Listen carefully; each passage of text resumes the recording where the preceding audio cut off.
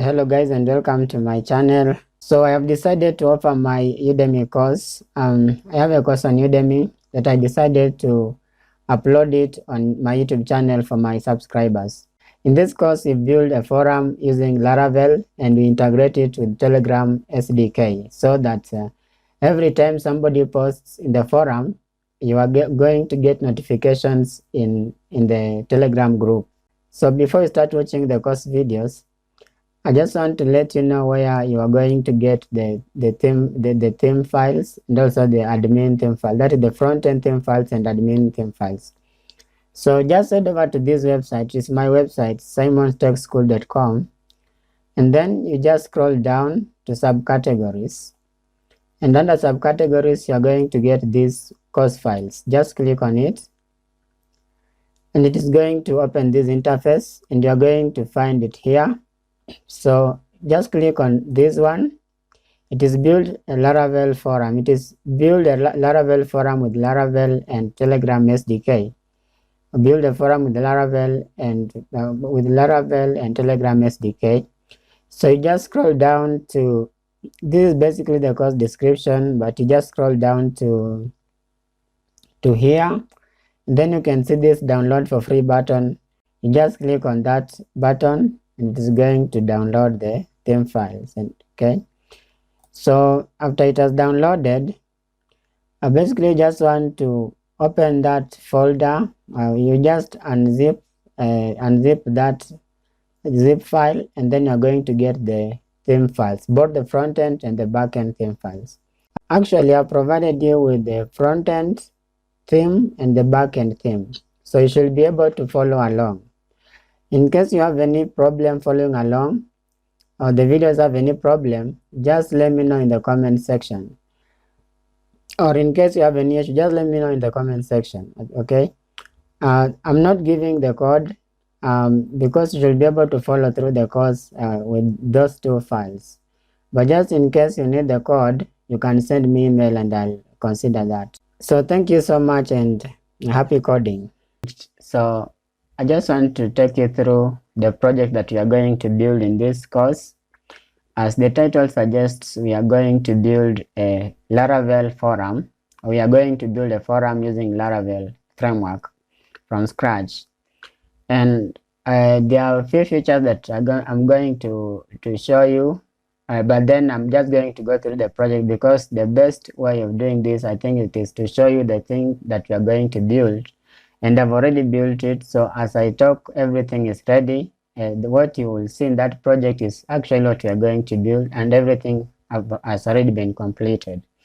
So let me just tell you, before we go into the project, I just want to show you the features that we are covering. Some of them, like Laravel notification, email sending, CRUD. We are going to integrate the Telegram API so that every time somebody updates on the forum, we get update on the Telegram group. We are going to talk about image upload, image processing, but some of this will be like from later updates. But everything that you will see in the demo of the project you're going to cover is already done. And then you have admin dashboard, of course. You'll also do cron jobs and image upload. We also have features like conditional rendering of the user's profile. Photo, for example, if the user who is logged in has not uploaded the profile image, we are going to use a certain default image, and then if the user uploads the image, you're going to use the image that is uploaded. We are also going to do the authentication, the login, logout stuff. And you're going to display the users who are online. We are going to also display all the users and the user profiles. And these ones, we're also going to do admin panel, and only the admins are going to be able to access admin panel.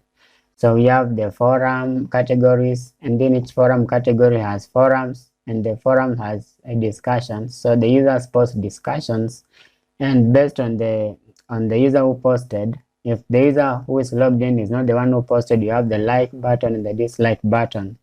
Okay, and then you have the ranking system, so that as the users interact with the system, they are getting ranks. And I think this basically that is just a few of the features that we're going to cover in the course as we develop or we build a Laravel forum application. Now let's just get started and go into the demo of the project that we're going to build. Thank you so much, and please join the course. This is the application, and this forum name is dynamic. You can change it from the admin panel settings settings option, and then you have where you can search category, and then we can have login and register buttons. So when you are not logged in, or there's nobody is logged in, members online, we have no members online. And then now these are forum categories, and each category has forums, and these forums are created by the admin. So we better start with accessing the admin panel, and that can only happen when I log in as admin. So I just click on login button, and then enter admin email and password, and hit on login. So when I'm logged in as admin, I get taken to the user profile, and that is the home, that is the user profile. And on the user profile, we have this default image, and this one is going to be applied to anybody who has not uploaded the profile image. Okay, and then after logging in, you have your activity. For example, if you started any discussion and the exact time you started, for example, you started discussion at this, so this person or this admin, he posted a discussion in a forum, and then this, you will also be able to see on your profile the latest post, or the latest post in the forum. So you see this person started discussion, this is the latest post, and you can respond to it. You can just say maybe that is great, anything you want to say, and then you reply to you click on reply to the topic, and you see we have very nice toaster notification, reply saved successfully here. And if we will go to that forum, so for example, I can just click this and it will take me to the home page, and then I can click the forum, and then I don't know which one it is, this one here. You will see we have 2 replies, and then we have the views, statistics, and then we have another topic. So if we click here, you find that the reply that I just did from the profile has appeared here. And if I'm the one who created that reply, I have the delete button here. I can delete it because I'm the one who replied. I'm the one who created that reply. So, but then the most important, let's start from where we create the categories and the forums, because the categories and forums are created from the admin panel by admins.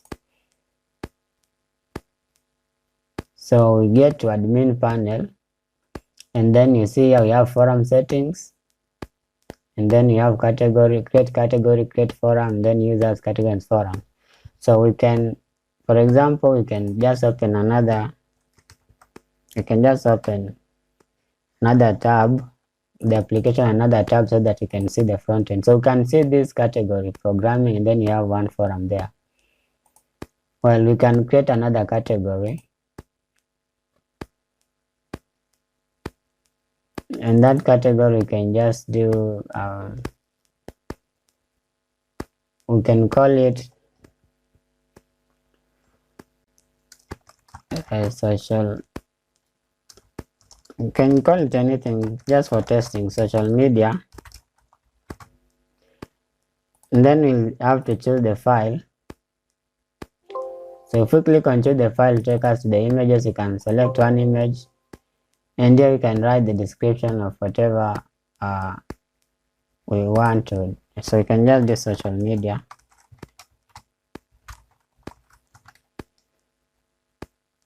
Definition.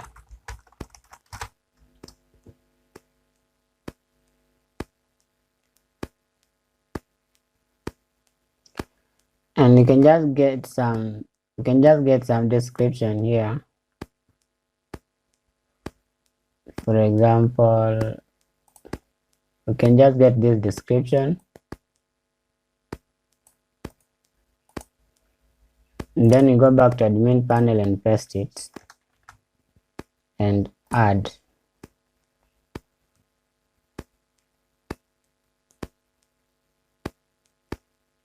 And you see discussion, the category added successfully. And then after that, if we go to the front end of our application here and then refresh,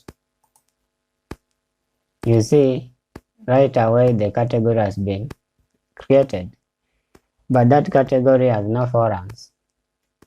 That category has no forums. So if we want to create a forum, we'll go back to the admin and then we create a forum.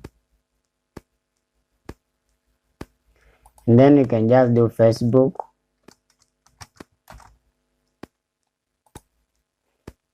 And then it will fall under social media. You can see categories. You can select from here social media, Facebook, programming. So, but you have to also can select Facebook. You can just search another description. You can just search Facebook.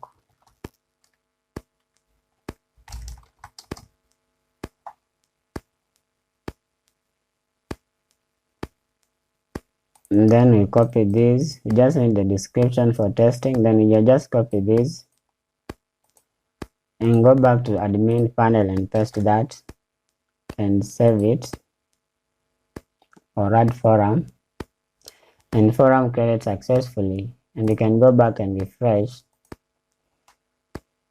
And you see under social media category, forum category, we have this, the Facebook, we have the Facebook forum.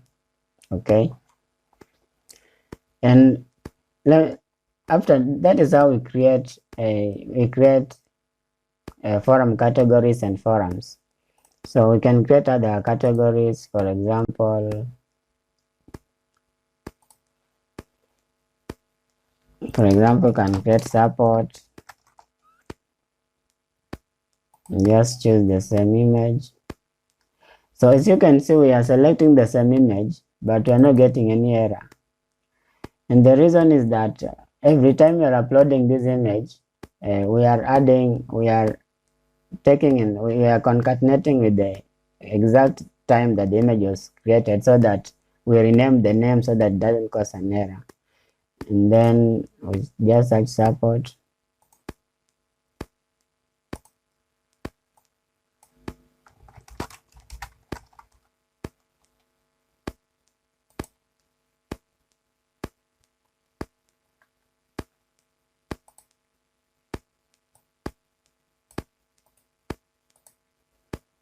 You can go back to here and then paste and then add.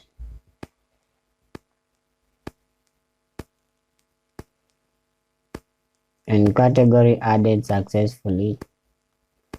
And then we can create forum under that.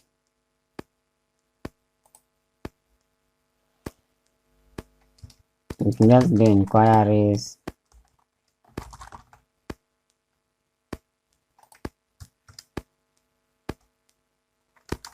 And then you can just write inquire about any topic that you may be having problems in whatever.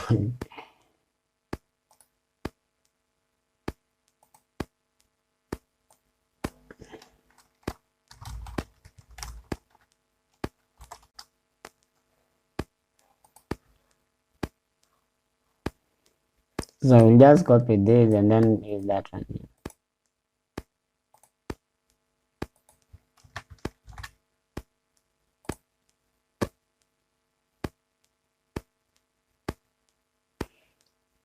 you can go to the home page and refresh, and you get that forum has been created there.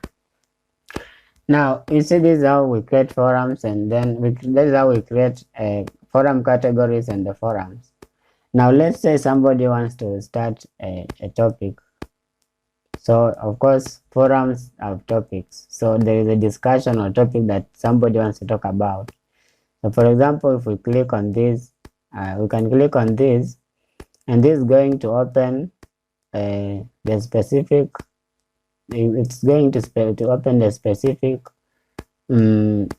forum, and then it's going to open a specific category, but that is category overview, and then you have a list of all the forums in that category. So let's say that you have two forums in this support, and just create another. Let's just go back and create another, and just go back and create another forum in the support category. You can just do general inquiry, and you can just paste the same text and then add forum. So after that, if we come back here and refresh, you find that we have the general inquiry added here. Okay, so clicking on one of them, clicking on this one is going to open clicking on this one is going to open all the forums in that category. So this is the category overview. Okay, so let's look at writing a topic or starting a discussion in specific forum. So what you do, you click on the forum, and then that forum has no topic. You can see no topics found in this forum, but then you can click on new topic. So new topic is going to take you to the new topic where you can write a new topic. So for example,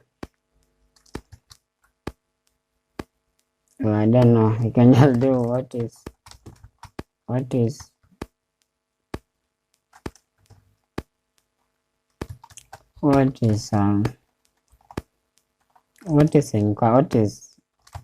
general inquiry. Maybe that is a discussion somebody starts and chooses the forum here, and you select general inquiry, then you paste that. So somebody can click on notify me upon reply, or can just click on create post. So if he clicks on notify me upon reply, we are going to find that, and every time the topics reply to, we are going to write a notification to that, we are going to notify that user. Just click on create post, and you see discussion started successfully. Okay, and if we go back to that, and then you can see now general inquiry as one topic here. The topic was 0, the topic count was 0, but you can see now it has one topic. You can click on general inquiry and find out that you have this topic is 1, views are 0, reply 0, and then we can click on that, and then you see no replies to this discussion yet, and now you can reply. You can click a reply here. So I can just reply with the same text and submit reply,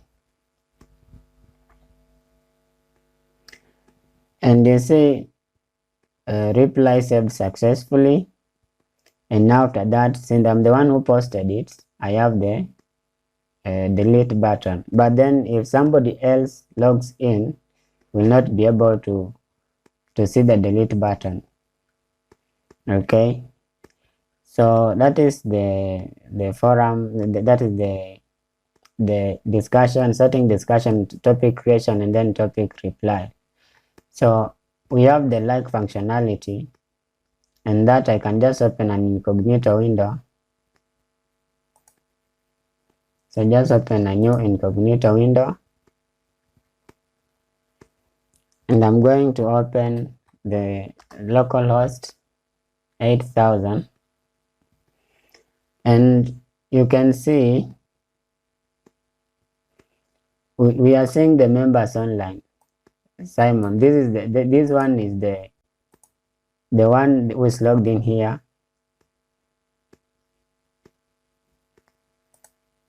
You can see, and then you can see the login and then register members online, all members. If you try to click on all members, you have to log in. You can't see all members before you log in, and you can't see the member online profile before you log in. Okay, so let's log in.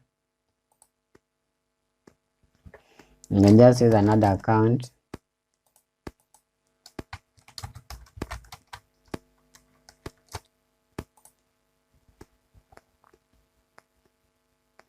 And you see I'm redirected to the profile. You have active, and then you have settings.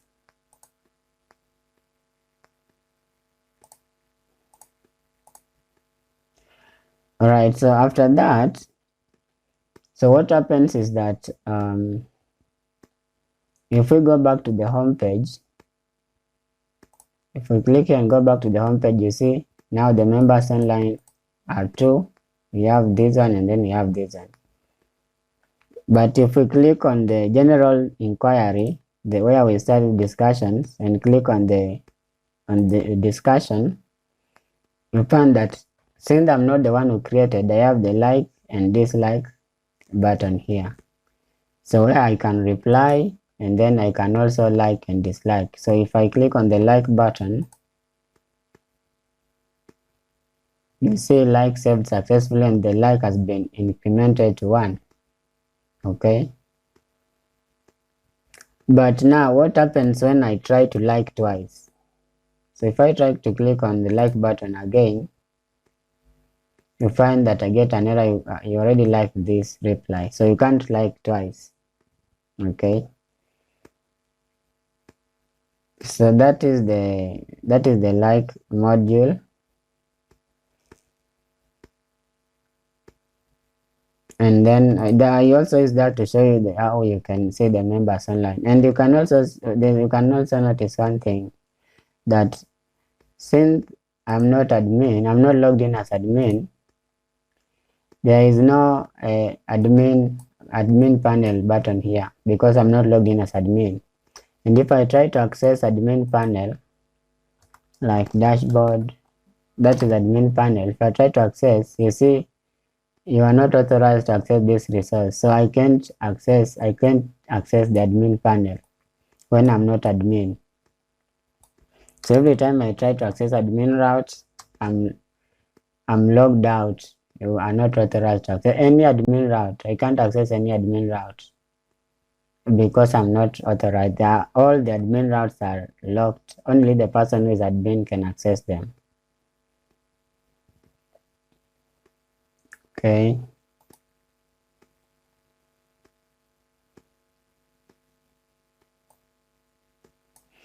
So let's go back to admin panel and look at a few things. So you can see I've shown you how to create forum, how to create category, how to create forum. Then let's look at the settings. So the settings section is how you can change the forum name. Current name is this one, but then we can change the forum name. So you can just say devs portal, okay, devs forum. You can just call it devs forum and then click on save, and tells you settings saved successfully. And if we go back to the forum and refresh,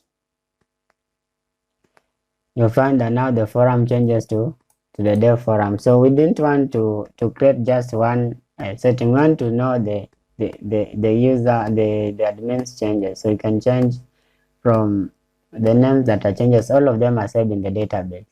So if we go to the again and change to the Simon's Tech Forum and save it,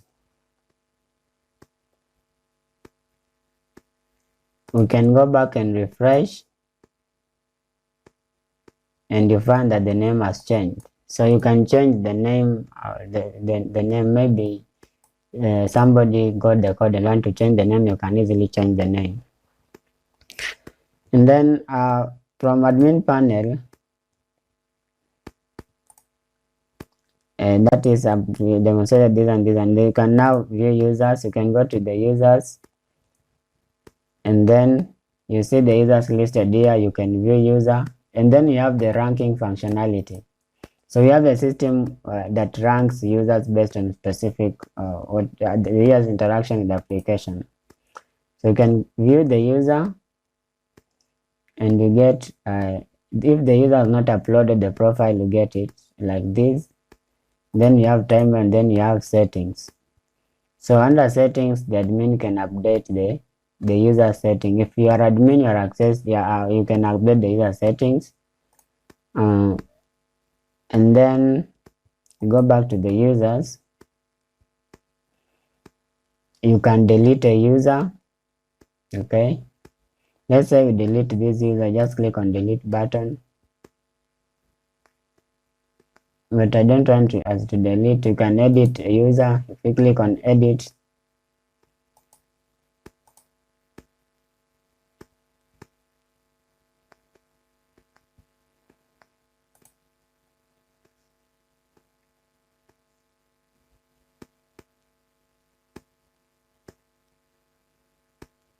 the users, you can edit them from the dashboard. So you can view, you can delete the user from the dashboard here. Okay. Yeah, so let's look at the categories. Now the categories, you can see every time we create a category, you have the image. This one is just displaying this, but you have the image, and we have the description, and then the social media. They have the description. So you have the title, the image, and then the description. Then you can view the category, and that is how it displays the specific single category. And then you can edit category. So let's say we want to change this to support, maybe to support system or system support. You can just cut this and do system support here. And then we can just update that. And you see category updated successfully. And if we go back to if we go back to the categories, you find that this one has been changed to support, system support. Okay. So another thing that you look at, you have edit, we can delete categories. But if you delete a category, it's going to delete all the forums and all the topics in that forum. So that is how it works, very efficient. If we delete one, it is going to delete all the forums, all the discussion, and all the replies. Okay. So let's look at, or maybe we can demonstrate that. You can just click on delete. And if it has been deleted, and if we go back and refresh, you find that has been deleted plus the forums and plus all the topics and replies. So another thing, we have the same on forums. So in forums, you can also view, you can edit, and then you can delete. And then let's go back to the front end of the application, and I demonstrated the users online. You can view their profile. If you are logged in, I can click on this user, and then I can get to access their profile. If I'm admin, I can access the settings. If I'm the admin, I can access the settings. But if I'm not admin, I'll not be able to access the settings here. Let me just show you from this other application. If I go to this application, I'm not logged in as admin. Let me just go to home page and try to click on this user's profile.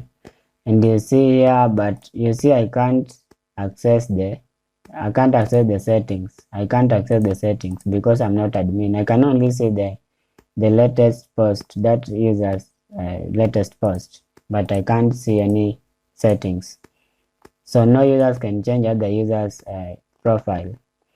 And then if I click on view all users, you see we have access to the all users, where you see this user, and then you have the user rank, and then we have the rank, and I can see the profile. Okay, I can view the profile, and it takes me to the profile, but I cannot do any update or editing. But if I do that when I'm logged in as admin, I can click on this one, and you see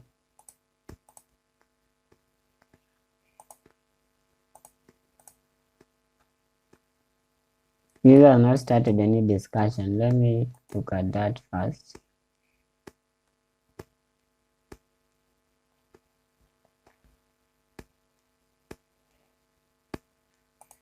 So just try to access my own profile, and since I'm logged in, you see I'm able to update my profile. So let me just click on the file update, and I'll just get an image.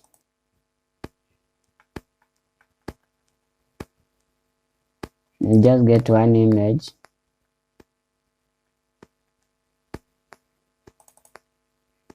and then after that update photo. And what happens, you see the profile photo updated successfully, and they have been updated. So even if I go back to the application and look at all the users, you see my profile has been updated.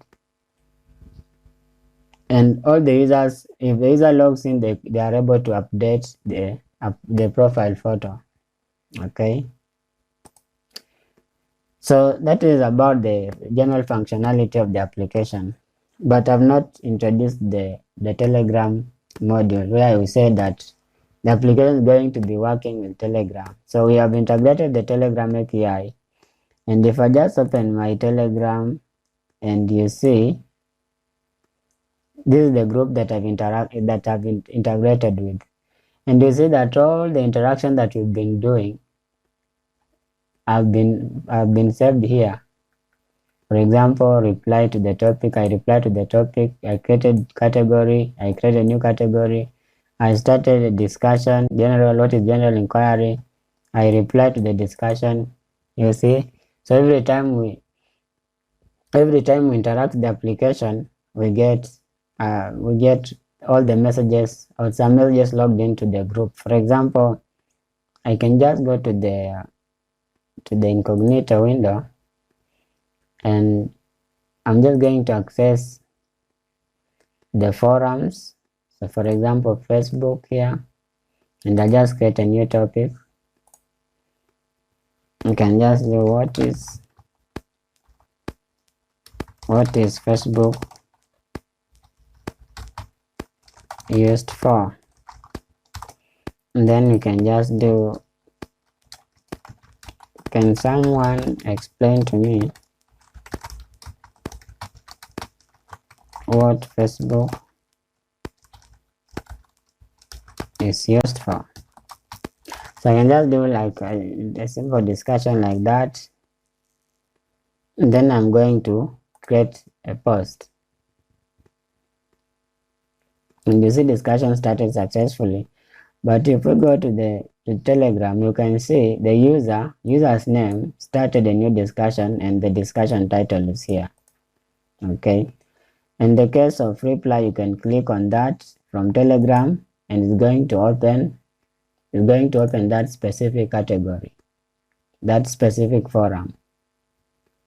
Okay, so we have just clicked on it and you see it opens a specific it says category. No, okay. Oh, we deleted that forum. That is the reason. We deleted that forum. That is the forum that we deleted. But that is how it works. So for example, we can just reply. Let me just go to the incognito window and go to that forum and then click on that forum, then maybe create just a reply,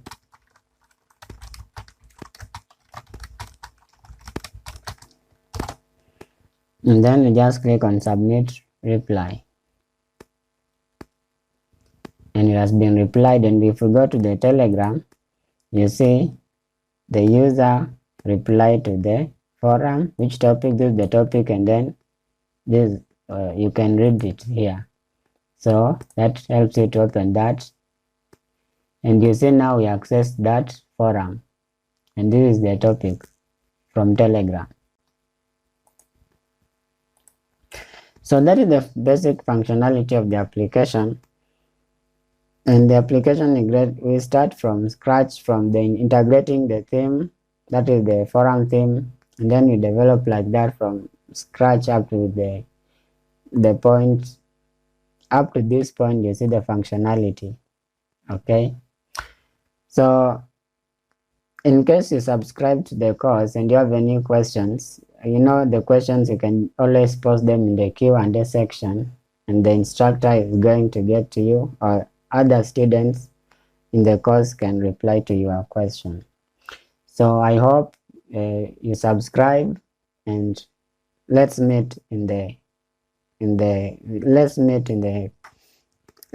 get started with the course and meet in the discussion section, or if you have any question, of course I've given instruction. Thank you so much. So guys, welcome again to this section of the course. And in this section, I promise that I'm going to show you the theme that we are going to use. So while I was thinking about this course, or the forum that I'm going to create, I tried looking for the free themes online that I can use, but I could not find them. So I just had to create my own theme, and this is the theme that we are going to use. It looks simple, but we are going to make it complex as we continue to develop. Now this is the home page, and in the home page we have the categories, the list of forum categories, and we have topics, post, and the latest post. So this is the first category, and we get the second category and the third category, that is the forum category.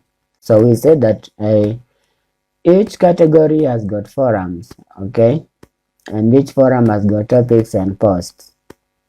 So these are all the categories, the forum categories, and then let's look at each category. So if you open each category, it's going to look like this. This is the category overview. So we have the category, and then we have the posts, the post under that category. And then on the dashboard, on the side here, or sidebar, we'll be displaying the members online, their names, and then we are going to display some statistics like the total, based on the total who are members and who are guests. And then we have other statistics like the total forums, and then the total topics and the total members. And then we are going to display here the newest member. And now that is the overview. And then we have now the posts, or we have the the forum. So what if we open each forum now? Here we list forums. Let's say now somebody clicks on this forum name, it's going to take us to the forum, that forum. Okay, so each forum has topics, as we said. Okay, and the posts. So each post has got discussion, and you have the complex topics and the simple topics. So this is how we are going to list the topics. So you have the topic, it's created that, and then author name, statistics, and then the latest post and the author name. This is how we are going to display them. And then down here, we have sort criteria.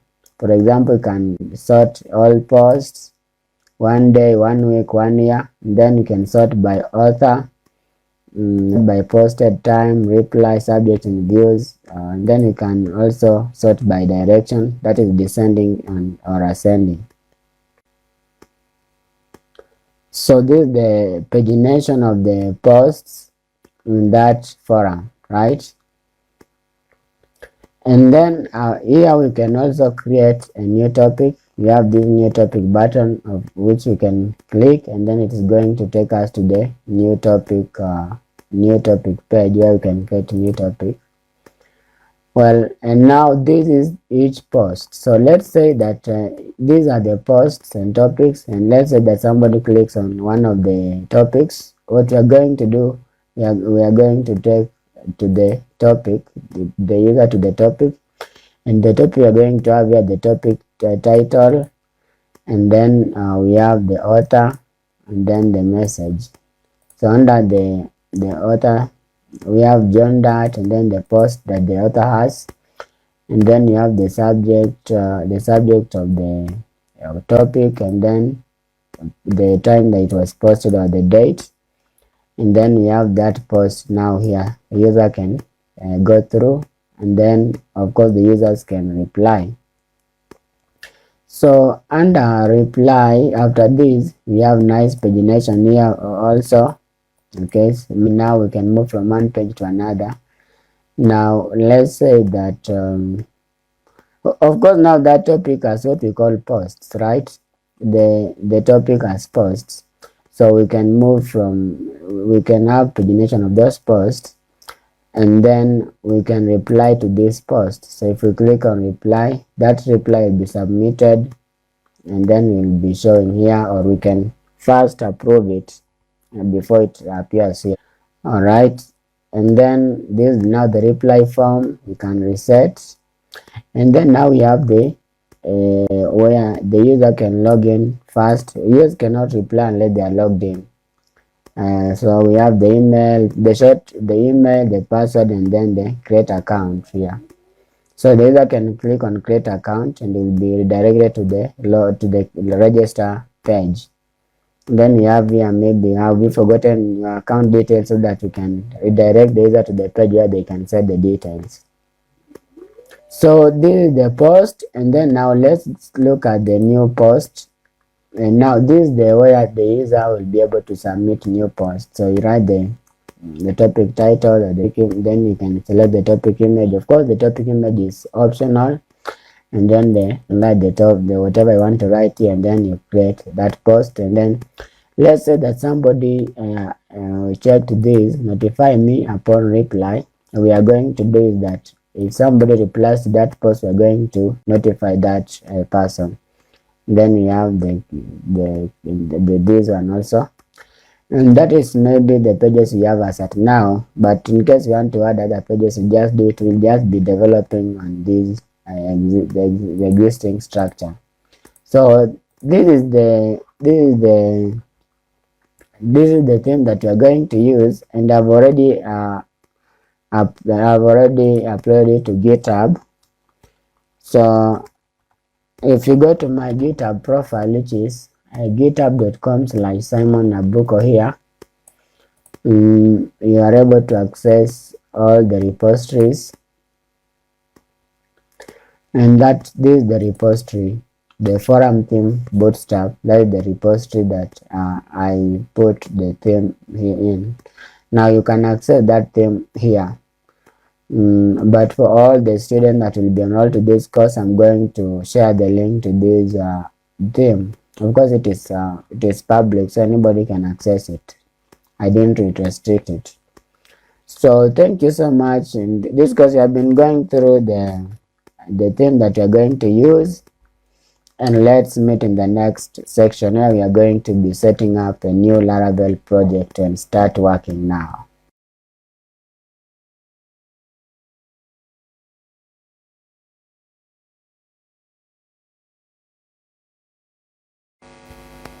So welcome again to this section where we are going to set up a new Laravel project. And the first thing I've done is navigated to Laravel website, and on the documentation we are on the installation section, and if we scroll down, we find that of course we have two ways of installing Laravel project. And the first one is where you can install Laravel installer in your machine or computer, and then after that you can use that Laravel installer to create a new Laravel project. And then the second way is using the composer.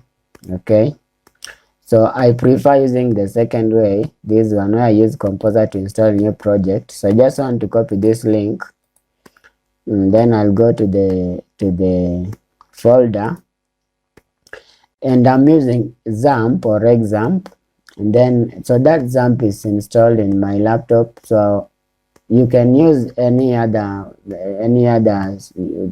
setup that you have on your laptop. So I am in the PC, in the local disk C, XAMPP, htdocs, and then courses, and this is where I'm going to set up a new project. And that to do that, I'm just going to open terminal here,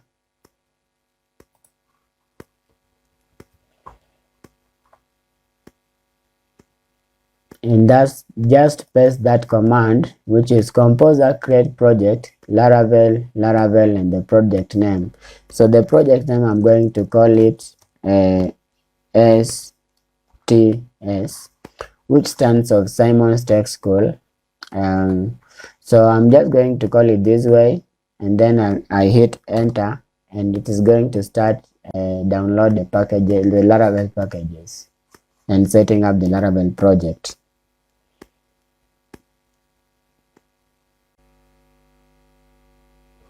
Now, as you can see, our project has been installed. Now, what happens during installation is that Laravel comprises of many packages. So it is a standalone framework, but it uses many packages that were developed by other developers. So in the process of setting up a Laravel project, it first has to download all those packages and then set them up. So that is what takes that time, downloading and installing those packages and setting them up. So if we go to our folder here, you see that we have this folder that was created, that is STS, that is the name of the project. And if we move inside that folder by doing cd sts and open using code editor that you are using, I am using a VS Code. So if I open this project in VS Code, so I've opened the project in the VS Code, and you can see the folders and the files that the project comprises. And you can see the folders and files that the project comprises. Okay, we have the app folder, we have the bootstrap folder, config, database, process, routes, storage, test, vendor, and then configuration files, and then composer.log, composer.json, pack.json. All these files are the one that makes up a Laravel project. Now, in the next section, we are going to look at these folders and files in more details. But the first thing, to make sure that the Laravel is installed, I can just run the server to show you on the new I can just run the server to show you the project in the browser. by doing php artisan serve. Now it tells us that the Laravel development server has been started at localhost 8000. So let's just open the browser, navigate to the localhost 8000.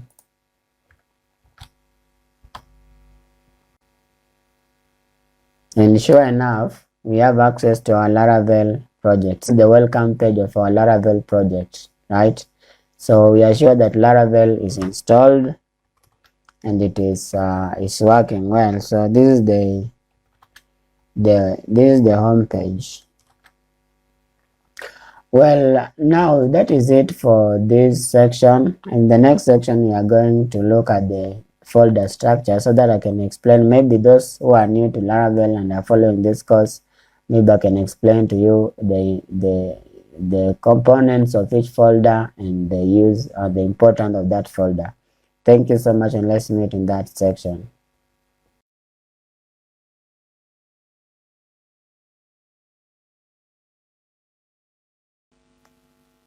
So in this section, I'm going to take you through the structure of Laravel project.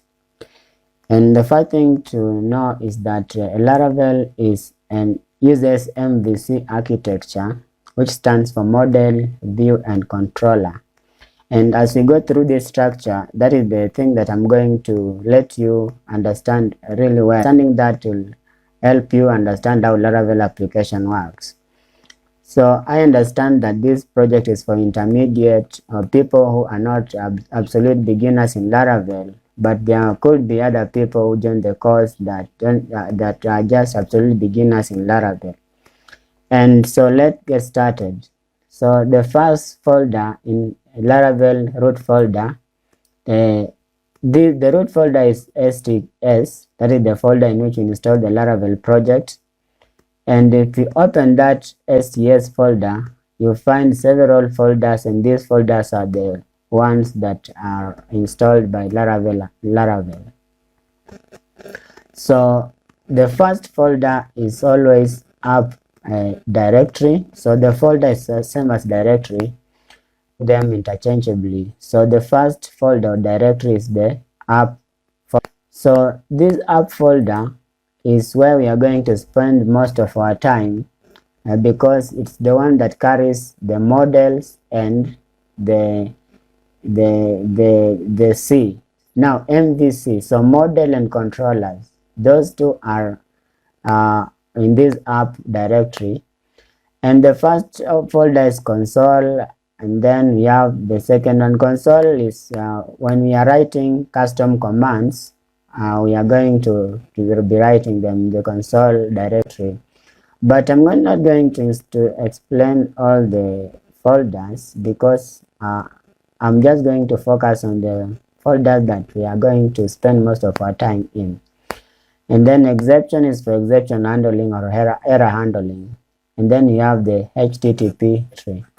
So this directory is where we are going to spend most of our time because the logic of application is going to be written in this directory, because it is in this directory that we have controllers. So controllers, MVC, so controllers stands for C, controllers. So these are all the functions that will be controlling the logic of application. And then everything with the database, the models, models are classes, and these are classes that are associated with our database tables. So we will be interacting with those tables using these models classes. So in Laravel 7 and below, we don't have models folder or directory because this one was created in Laravel 8. So this model cell accuser was just in the app directory, but right now in Laravel 8 and above, I think it will be in the models directory. And so these two are the ones that you're going to spend, but this HTTP, and then you have controllers here. Here is where we are going to create all our controllers. That we are going to have many, we are going to spend a lot of time in this directory here. So that is it. And then you have providers. So let me close that app directory and move to the next directory, which is bootstrap directory. So bootstrap directory is where the application instance or application starts, right? So that is where the application starts. That is not the entry point of application. The entry point of application is public and index.php. So if we open this public and index.php file, you find that there are several requirements. So the first one is the directory that is required is vendor and then autoload.php. And basically what this one does is to load the packages. So remember, there are packages that you're going to use that will be installing, and those packages, they have to be loaded before the applications boot, so that by the time application is already booted, we have all those modules ready to be used. So after this, and now if we scroll down, you find that now we are now going to boot the application by requiring this file, this bootstrap app.php, which is just bootstrap and then app, right? So this is where the application now boots after all the packages have been made ready.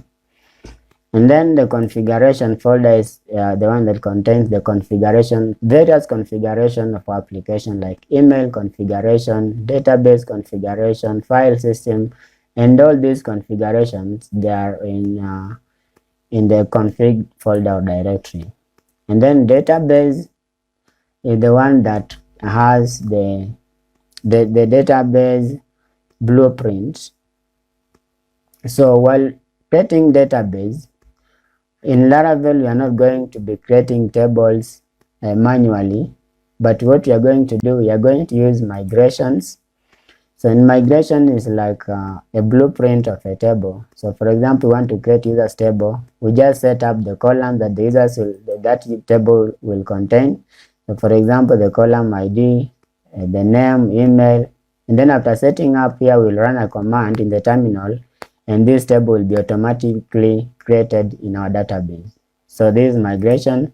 So factory is when now we want to create many records at the same time. We'll be making use of factories and seeders. So that is it with the database directory. Now move to the public directory. So public directory first, this is where the application starts.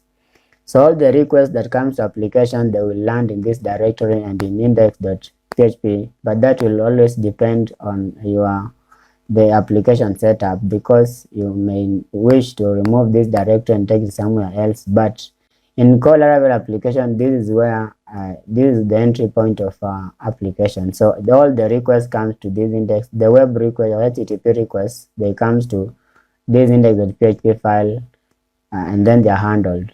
And then also static files are stored here. For example, processed CSS and then JavaScript files are usually stored here in public directory. And then now resources. The resources stands for inside the resources is where we get now the V in the MVC architecture, model view controller. So this is the display layer. So where now the users can see the pages, can interact with the pages and stuff like that. So that is in the resources folder, and then you have the views. So for example, this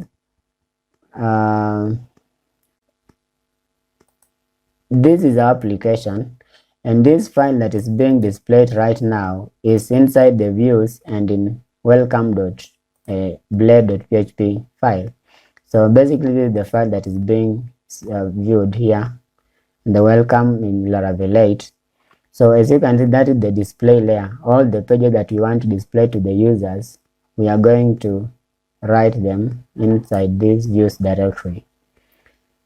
And then you have the routes. So routes and like for example, we want to access the contact page, we want to access the products page, we want to access I'm just talking about the general application. We will go to the web. So routes, there are various routes in Laravel. You have API routes, channels, and then console, and then you have the web routes. So we are going to make use of web routes, and all the routes are here. So for example, if you visit home page, this function serves a file called welcome.blade.php, and that file is just the one that you've just seen in the views, and then this welcome here. So that is all about the routes. And then you have the storage. So the storage of this is the storage of application where the various files are stored. And then inside logs, you'll find that the errors that are produced by application, or the errors that come up in application, they are usually stored in the logs. Laravel.log file is created once we encounter an error. So for example, let me just remove this like that and make sure that our application is running. So let me just save that. I've saved by doing Control S. As you can see, there's no any file here, but then if we try to refresh our page, we are going to encounter an error. That error is this one, not found. I've done that error deliberately so that I can show you. And if we go to the logs, you can see this laravel.log has been created. Is the error view, these are not found, right? So our errors will be logged here. So let me just close that and correct this. And if I save that and refresh the page, you'll find out that it works. So after the storage, you have the test. Now if you want to write the tests, they'll be written here.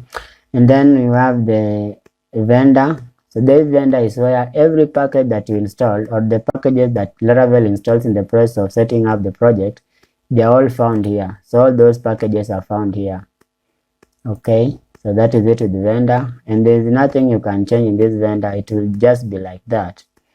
And then another important is .env, and this is where we set up the Laravel environmental variables. So for example, the application name, we can change here like that. And then we have, for example, database configuration, we have email configurations, and any other pusher configuration, and all the other configuration that we'll want to do in our application and set them up in the .env directory. So after that, we have files are important files are like composer.json. So all the packages that are installed in our Laravel application, that is the PHP side, we are going to get the information about those packages here. So for example, we have PHP required is PHP 8. For example, the packages are like Laravel, Sail. All these packages that have been installed, are the information about those packages is here. And then the JavaScript packages, they are now found in package.json. So all the JavaScript packages or front-end packages, they are here. And then we have web.mix. So this basically is for front-end in a way that if I'll show you this, and we are doing the authentication scaffolding, where we'll be installing all these packages using npm, and all the packages that we'll be using in the front end are going to be, the information about those packages are going to be contained in the package.json. So basically that is the component, the Laravel project. And now after saying that, in the next section, we are going to now start setting up we are going to first integrate the theme with our project. And after that, we are now going to start creating the models, and you continue like that. Thank you so much, and let's meet in the next section.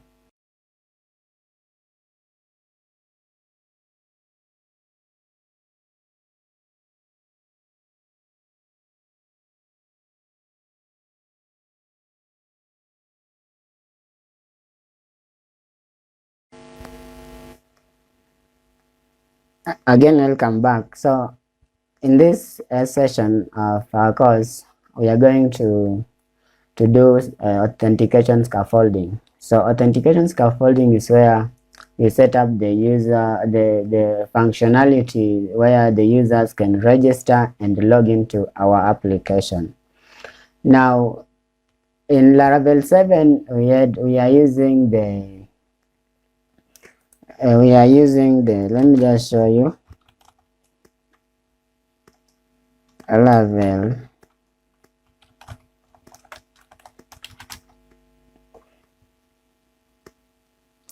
So if we go to Laravel, this Laravel 7x and below, we were using this scaffolding was there by default. Okay, so we have the Laravel UI package 2.4. This one is the one that we are using in Laravel 7 and below, but remember that you've installed Laravel 8.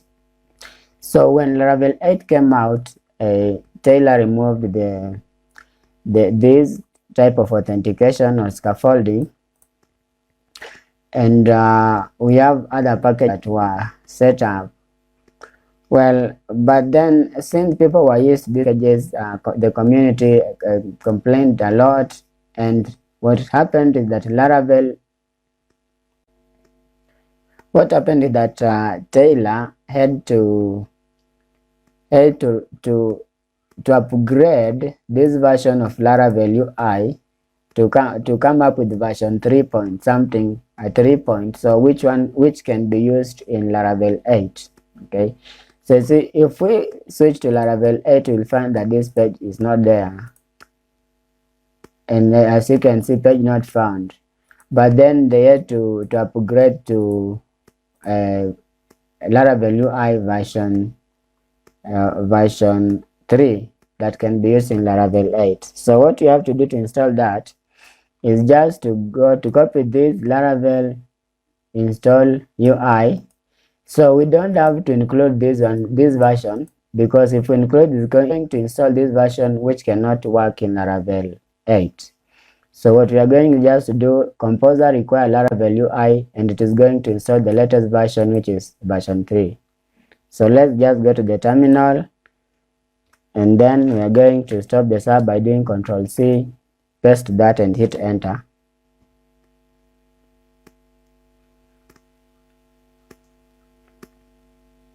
As you can see, it is now version Laravel UI version 3.2, and that is the one that is being installed right now. Now, as it installs, for us to be able to register and log in, we have to connect our application with our database. So the first thing to do is to create the database, and I'll just go to the local host, and then I'll create a new database. I'm just going to call that database STSDB. So that's how I'm going to call that database. Just click on create. So our database has been created, and as I said in Laravel, we don't have to manually create tables. So what we are going to do is to just link our application with this database, and we'll set up the table structure in the migrations folder that I showed you, and then this table will be created automatically when we run a command in the terminal. Right, so let's go right into the code, and then inside the .env file, change the DB database to just the database that we did, which is STSDB. The username is root, and then the password is just blank like that. So we save that file, and that is it. We have connected the application with the database. So let's see the progress. So the Laravel UI package has been installed, and the next thing we have to do is to just go to the code again, to the Laravel website again, and as you can see, we have two types of scaffolding. We have the basic scaffolding, and then the one that will generate login and registration files, this one here. So this one is the one that we'll need, and it comes in 3 options. The first one you can use Bootstrap, the second one you can use Vue, and the third you can use React. So in this we are going to use, in this project we are going to use Bootstrap. So we are going to take this first one, just copy it, go to the terminal and paste. And now it tells us please run npm install and then npm run dev. So what this will do is that, as you can see, we are using Bootstrap, and Bootstrap has files, so, and other packages that has to be installed for it to work. So if we do npm install and npm run dev, what's going to happen is that it's going to install all the packages that are required. In this, as you can see, if you go to the package.json, we have all these packages that will be installed. So let's just do that. So it is npm install and npm run dev.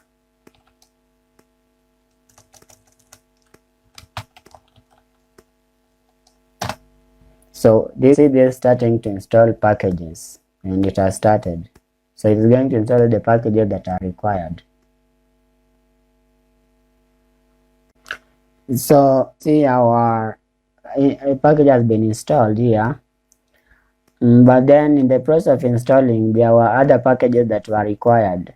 So it's telling us to run mix again. So to run mix is where we do npm run dev. So just run, if you get this message, you just do npm run dev again, and it's going to mix.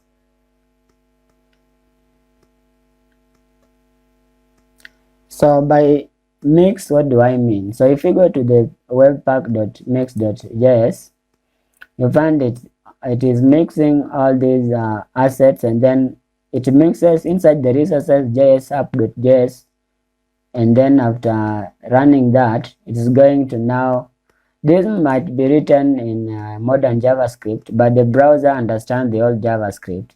So this is going to be converted into the old JavaScript, and then this SAS is going to be converted into .css or CSS, which the browser will understand, and is going to be saved inside the public folder and CSS. This one public and JS. So if you go to the public, you find that you have these two directories that were not there initially, CSS, and you have app.css, and JS, and you have app.js. So that is what Mix does, and it has done it successfully. That's why you see a build successfully. So after that, what do you expect to see? If we go back to the browser and go to our project, you don't see anything here, right? But if we refresh, but the first thing before we refresh, we have to run our server. So it is Laravel PHP artisan serve, and now if we refresh this, you're going to see login and register buttons here. And now here we go, we have the register and we have the login buttons, and these buttons are not there initially. So if we click on register, what are you going to see? It's going to redirect us to the register page, and this is the register page. Very nice. And let's just go back, and if we click on login, it takes us to the login page.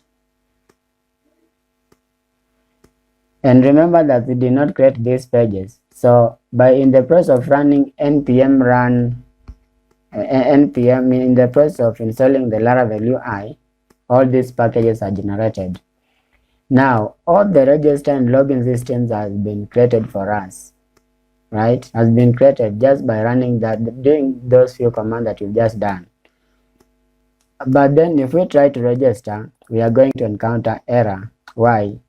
Because we just created the database here. We just created this database SDB, but we connected it with the database, but there's no table that has been created here. And as I said, in Laravel, these tables are not created manually. They are automatically created when we run a command in our terminal. And for me to just show you, I just go to the terminal, just go first to the code, and inside the database folder, and we have migrations. And I said migrations are like blueprint of creating a table. We have the users table here. In the users table, we find that you have name, email verified at, and password. So what you have here is to just set up the users table, add the other fields that we want to add, and then we'll now create these tables in the database. So let's just go to our project. So this is the users migration, and I've done several changes. And the first one is adding the phone, the address is admin, is deleted, is verified, is banned, rank. So those are the ones that I've added from here up to here. I want by the time we are migrating this table to the migration to the database table, we have these fields that we set up in our structure. These ones are already there. So after setting up this, we are just going to save it. And remember, this nullable, meaning that it can be null, it can be saved without any if we don't do nullable, what is going to happen is going to throw an error if this field is empty, right? So that is the migration, and I'm going to explain that by the time we'll be creating other migrations. So after that, let's just run that command that is going to save these tables in our database. So right now, as you can see, our database, there is no table, but let's just run that command. And the first thing is to stop the server and run php artisan migrate and hit enter. And see, it's migrating the users, the password resets, and the failed jobs. And those are these migrations that you just in this migrations folder. So if now we go and refresh here,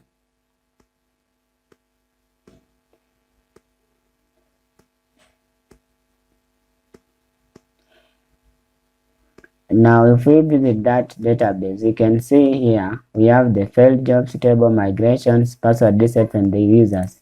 And this is the users table we've just created. And if we look at it, you're going to see that it has the field that we just set up. Name, email, address are already set. So that is how Laravel makes work easier. So that is it for now. And in the next section, let's now integrate the theme inside the project.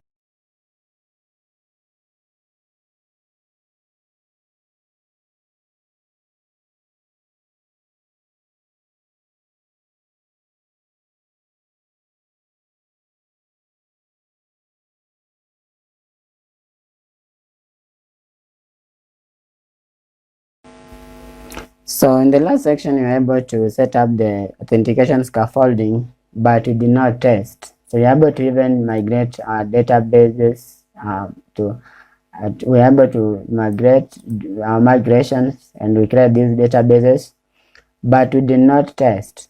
So as you can see, our users table is just empty. So let's just try testing by creating a new user, and you're going to do register. And here I'll just register as myself, name, and then password,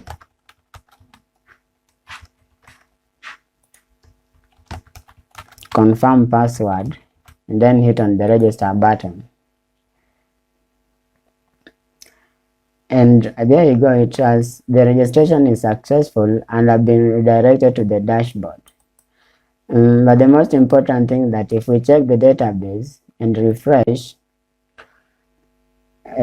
what happened is that we have a new user, and then the name here, the phone, the address is ID. These are the default that we set, the email, and the password, as you can see, it is automatically hashed. Okay, so after creating user, we've now logged in successfully. We can log out and try logging in now. So I log in using the email I registered with and the password.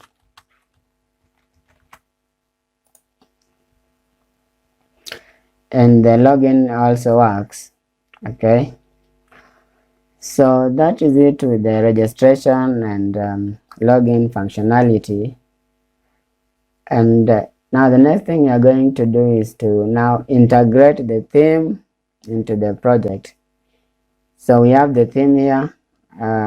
It's in my GitHub account. This is the theme in public, but I have it in my local computer. So what I'm going to do is just to move to the theme directory, and then I'm going to open it as with another editor, which is brackets. So as it opens, let's first look at the code editor that we are using and what has changed in our project. The first thing that has changed, if we go to the views directory, there was no any other folder except the welcome file, welcome.blade.php, but we now have auth directory, and in the directory we have files like login.blade.php, register.blade.php, and verify.blade.php. And apart from that, you have the passwords directory, which is as confirm password, email, reset.blade.php.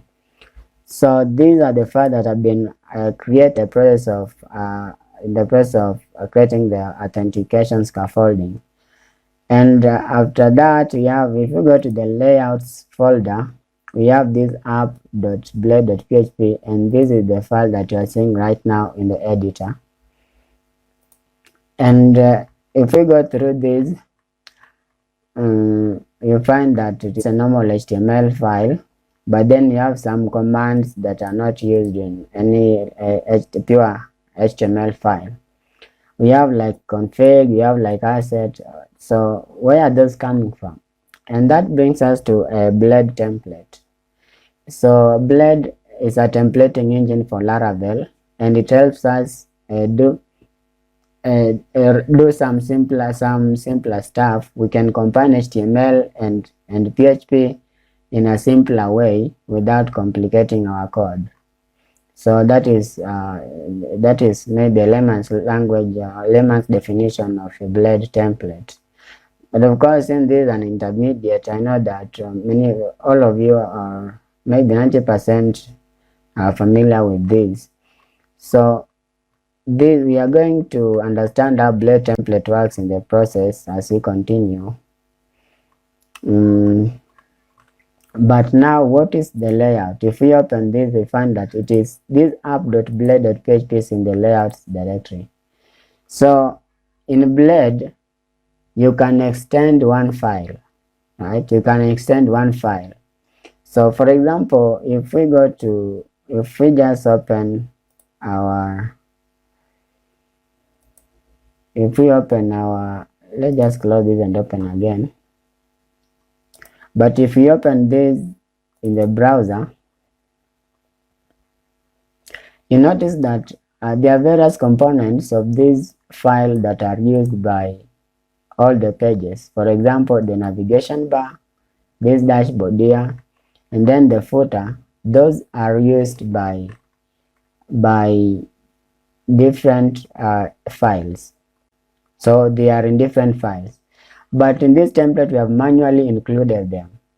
So the best thing in this Blade template is that we can extend them, so that we can just place them in one file and extend all the files from that file, and it will be having these features plus now the code that belongs to that file. And what I mean is this. So we are going to use this, and for us to use this, the first thing that we are going to do is to include the files here. For example, we have to include Bootstrap here, and then we have to include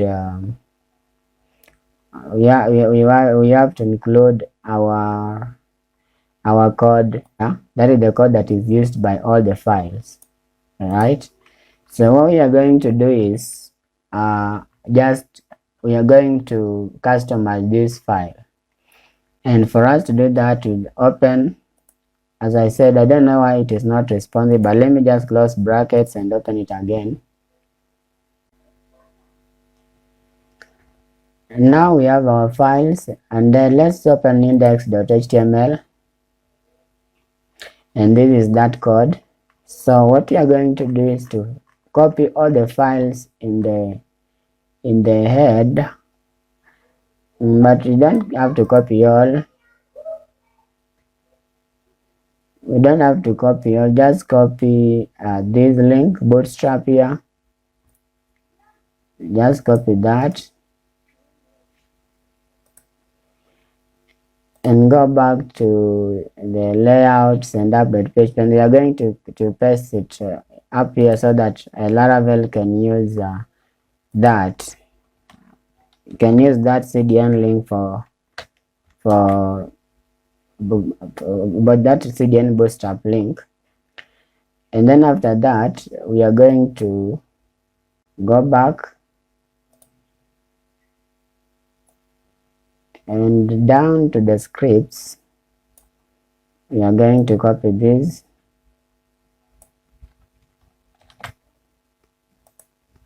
and paste it down here.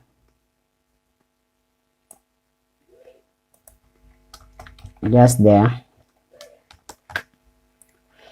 So that is it. You have included bootstrap now, and now the second thing is to copy. So what are the common files? So the first one is the navigation bar. So what we are going to do is we are going to copy here, and also the dashboard, I think. So we have to copy up to here. We are going to copy this section.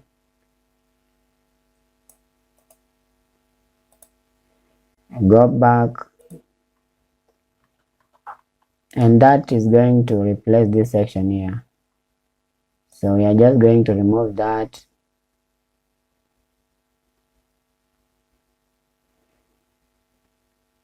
And we are going to paste up to there. This code is important. We are going to use it. This code is important. We are going to use it. So just paste it there like that. And after that, I'll go and take the footer. So the footer, just click on here and scroll down. Scroll down to the footer. And you have the footer here. Just copy it here.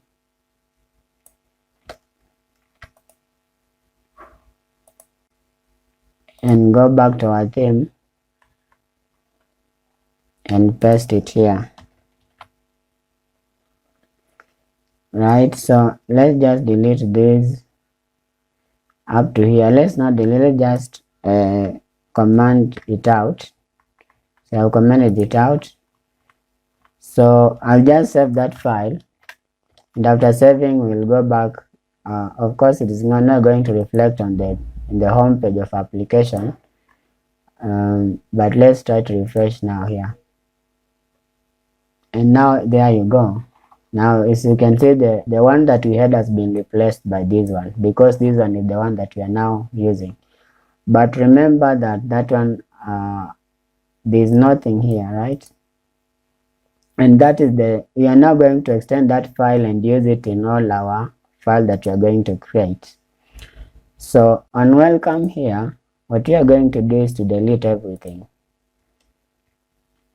We're just going to delete everything except is, I don't know if we'll be having this, but let's just catch that and delete everything, and we just paste that down here and comment it out. So what we are going to do on the home, we have to require, we have to extend this. We are extending this, so meaning that we have to require this, and after requiring this, we are going now to add the other functionality. So let's go back to our theme first and find the main directory.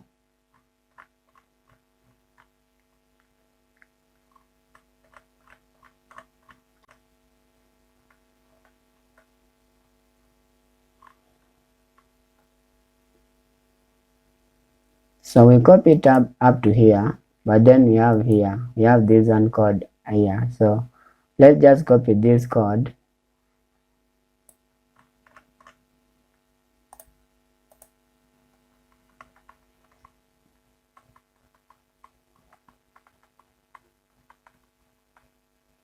So it starts here. It starts here. So let's just copy here. We have to copy this too.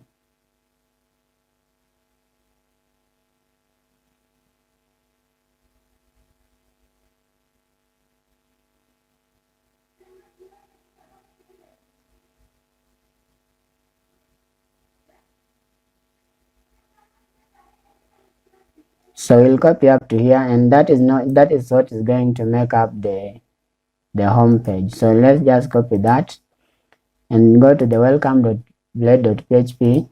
But the first thing you have to extend that. So we'll go to this file, and below this we'll just do at yield,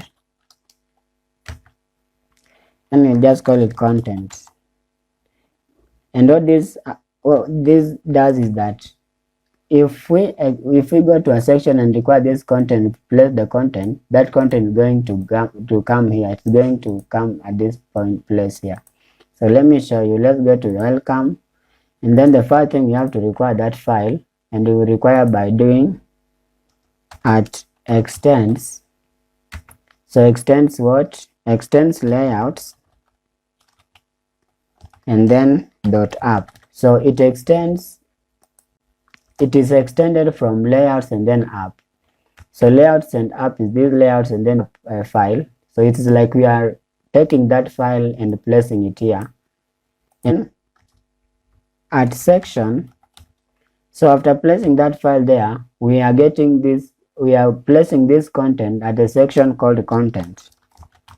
So the section called the content, of course, is here and is now here. So what is going to happen? It is going to copy all this code, but at the content, it is going to place there the code that you are going to paste here, and that is the code that you have gotten from the template. And let's save that. So after saving that, let's go to the, we can log in now, but we can try to go to the home. Just to try to go here like that, and as you can see, we have our theme integrated and the welcome page. So anybody visiting the forum is going to see this page, and now that is great. So let's do that for all the other files, but then to do that, it's just the same procedure. We are going to do that in the next section to continue with integrating the template in the next section. Thank you so much, and let's meet then.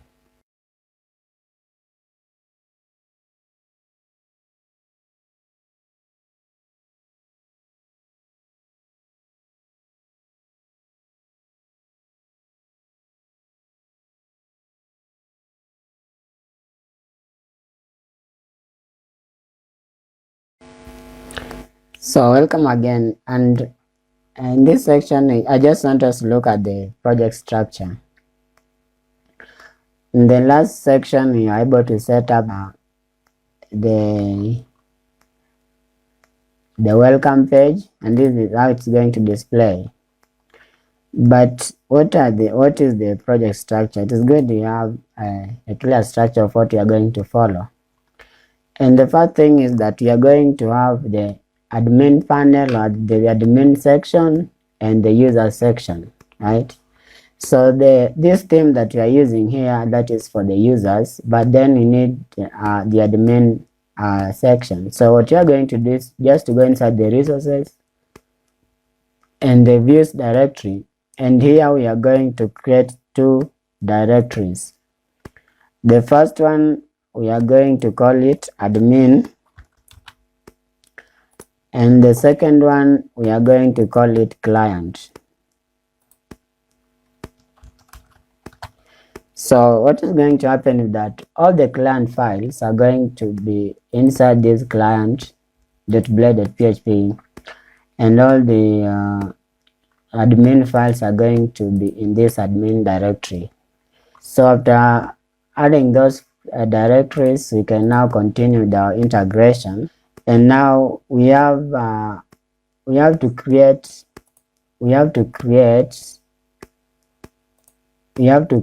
4 other files. That one, the first one is the category overview, new topic, overview topic, and then the post. So what you're going to do is just to go inside there, and then these are going to be in the clients. So now the clients, the first thing you're going to create is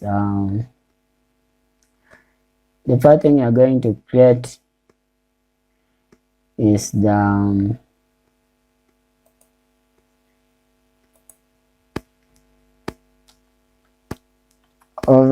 let's just call them category overview .blade.php, and the same as what we did in this welcome, we are going to import or to extend the app.blade.php. So we are just going to do that extends layouts.app,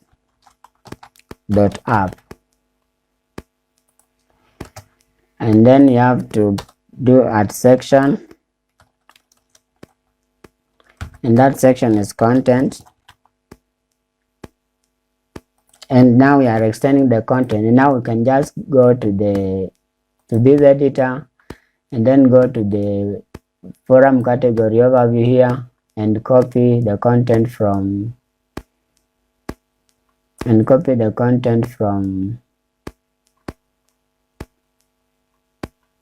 nav here, right? So we're going to copy the content from here.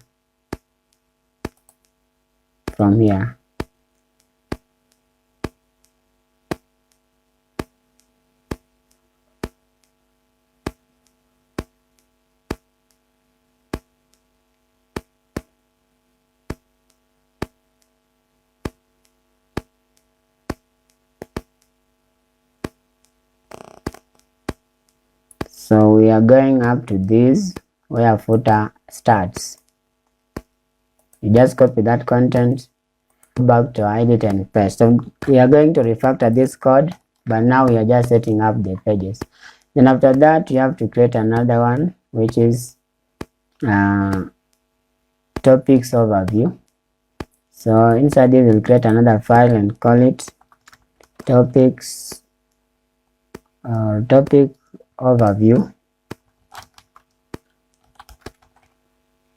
.blade.php,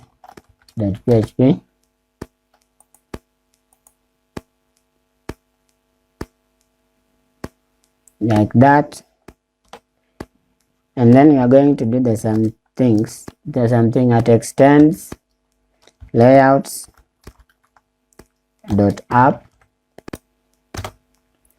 and then add section content,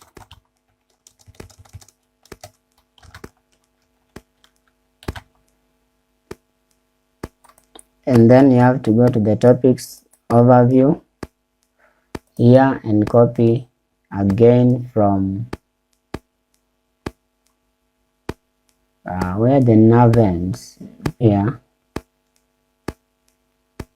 I think it's from here.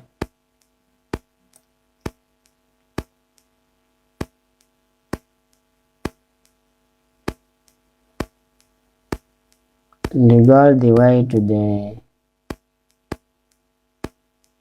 point where the footer starts, which is here. Now you have to continue up to here. You go inside there and paste it and save it. After that, we have now to create the post or the topic. We just call it the topic.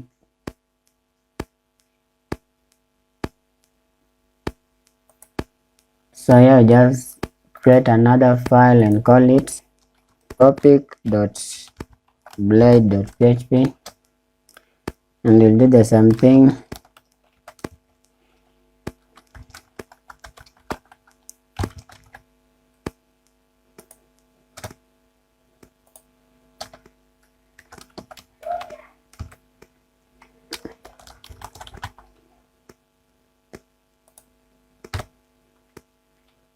And then you're going to the code and then click on the topic or the post, and then we'll copy from here.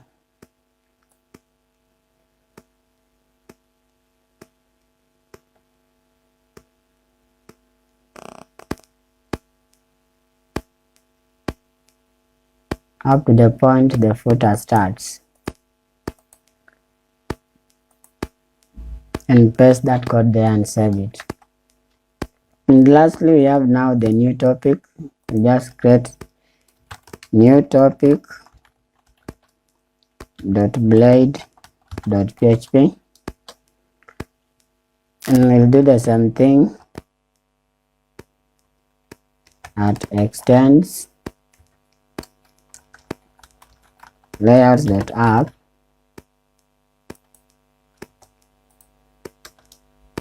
and then at section content, and we'll go to the brackets and find the new topic here, and we'll copy from here again. Sorry for that. We'll copy from here again.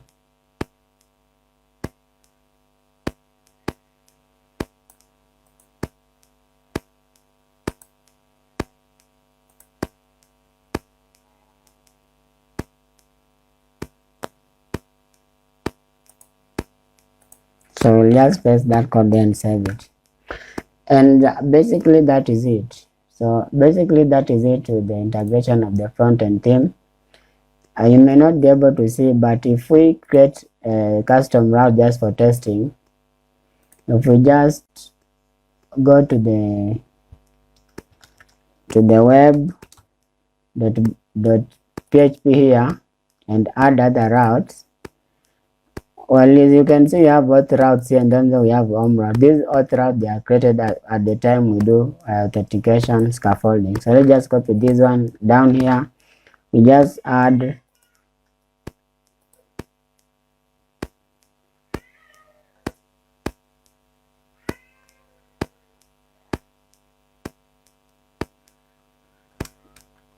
new topic, and what we are going to serve here is client dot new topic.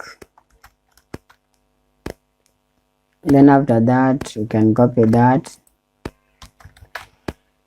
and this we can just do category overview or category overview, and what we are going to serve is client dot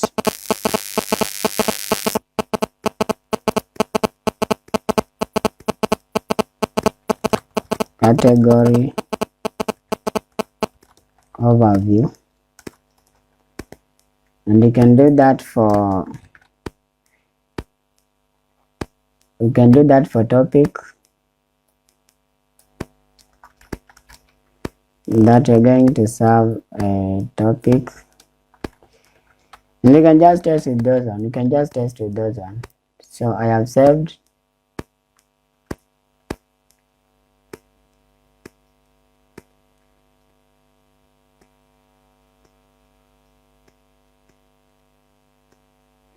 And if we go to the browser and just do new topic,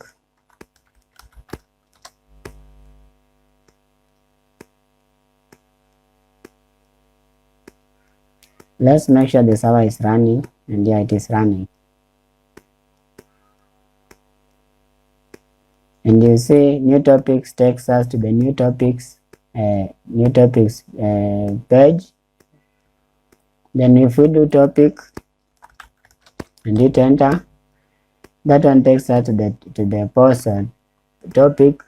And then if we go to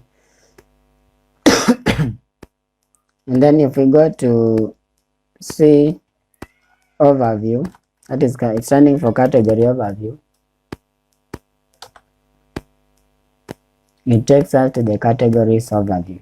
And now that is it. We have already integrated the theme that we created, the front-end theme. So we don't need this, you can just close it.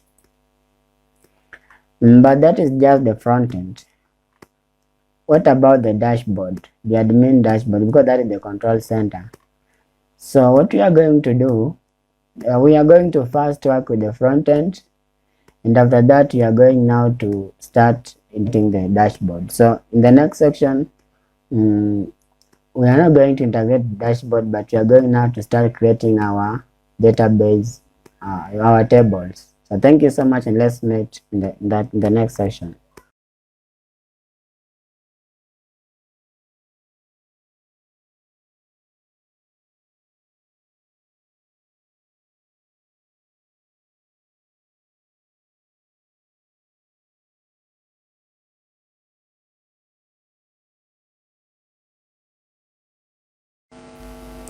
So in the last section, we finished integrating our front-end theme into our application.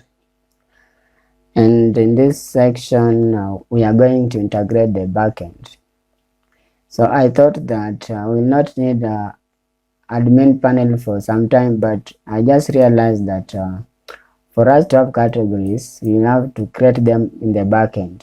The admin is the one who is able to create forum categories. So to integrate the backend, if you go to my repository, that is github.com Simon Abuko, there's this dashboard that I created that I always use to integrate in most of my projects. And for you to get this, I'm just going to take you through the process of integration. But for you to get this, you just have to go to code, and then you code this, and you go to the terminal. I have opened the terminal in this directory, and I'm just going to clone it using git clone, and then paste that. And it is cloning into that. The cloning has happened. Now after cloning the application, if you go to this, after cloning that repository, if you go to this folder, you'll find that repository is here. And if you open that repository, you find that you have several files and dashboard and several files and folders. So the first folder is the admin, and then you have the front end, and then you have the dashboard.blade.php. Okay, so what we are going to do, the first thing is to copy this admin, we are going to copy it, and you are going to replace the admin folder in our application. So just right click and then go to copy. After copying that, I'll navigate to the application, which is in just open a new window.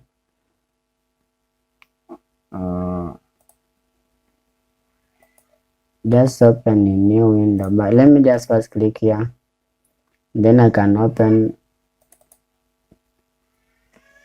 and I can open XAMPP in new window, and then navigate to the htdocs, and then inside there we have courses, and we have our project here, and I'll just go to resources and then views, and I'm going to delete this folder, and after deleting that folder, I'm going to paste this one here now. So we have this, and that's pages, and then that. And then after doing that, the next thing we are going to do is to go back here. We go back to we go back here, and then this front end, we are going to copy this admin because it has the folder files, that is the CSS, JavaScript, and some images. So what you are going to do is to right click here and then copy and go to the folder, to our projects folder, and we'll go to the outside to the public folder, and we are going to paste that there.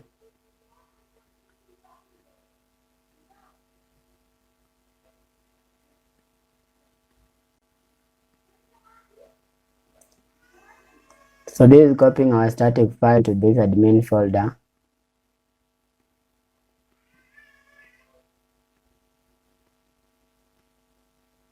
Then after that, we'll get this. If we go back,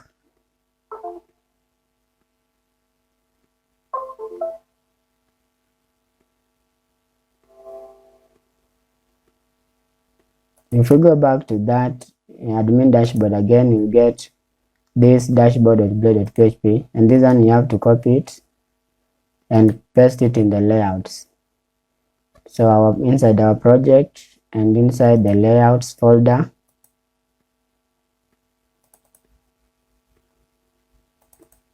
resources, views, and layouts, and we will paste that. So after doing that, we'll have to create a controller, and the controller, I'll be explaining what it is, but the first thing is just to cd to the project directory, which is XAMPP htdocs, and then courses, and then that, and we are there. So to make a control, just do that controller. You're going to make to name it a dashboard controller. So we'll do PHP artisan make controller. That controller is going to be called dashboard controller, like that. So we'll not create resource, we just create like that. We don't want to create resource controller. And there you go, and that controller has been created. And if we go navigate inside our project and open the if you open up HTTP controllers and then dashboard, you see the dashboard controller is here.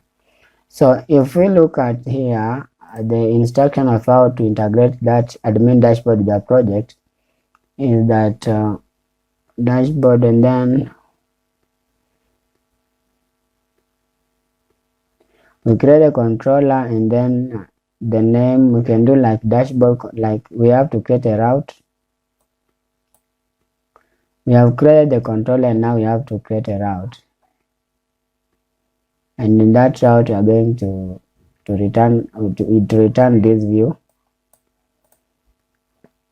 But let's do not in that controller. So in dashboard controller, we just paste this, copy this, and go inside the dashboard controller and paste that. So after that, we go to web.php,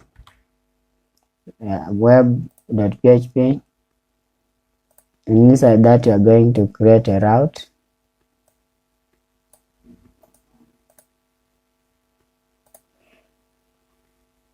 Let's just paste it down here, and that's a dashboard home, and it's going to serve home. It's going to call a method called home on the dashboard controller, just this method that you've created. So let's save this and test it now. So if everything worked well, if we go to the project root here and then go to dashboard, then home, it should display the admin panel. it should be dashboard. I don't know how I created. It should be dashboard like that. So let's refresh again and see. So undefined variable. So there is some code that I placed inside the. If we go to admin and then pages and then home,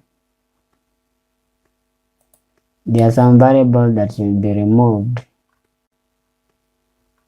So there are some variables like data. This one here, just comment out that, and make sure you also comment out this user, this one like that, and try to refresh again.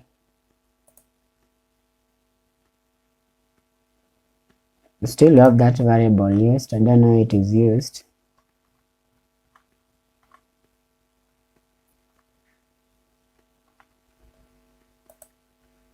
So we'll just search variable data.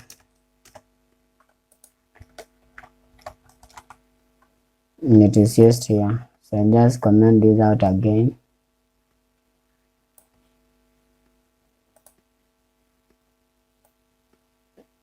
Just remove that.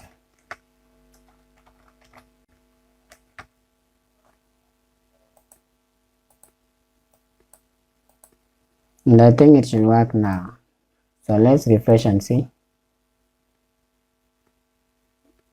And now here we have our dashboard. So from here we can be adding, from here we can add other items here. For example, create forum categories, users here. All these we are going to create them now, right? So we have integrated the admin dashboard with the application, and in the next section we now continue working on creating the tables. Thank you so much, and let's meet in that section.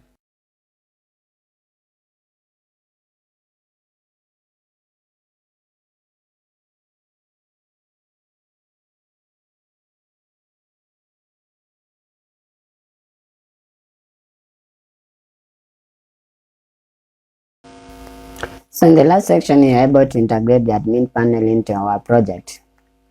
And in this section, we are going to now create our tables. Okay, so the first thing is we had the users table. And remember, we created that at the time we were doing the first migration. And now the second will be the categories table and the forums table and the topics. So we'll move like that. So let's start with categories table.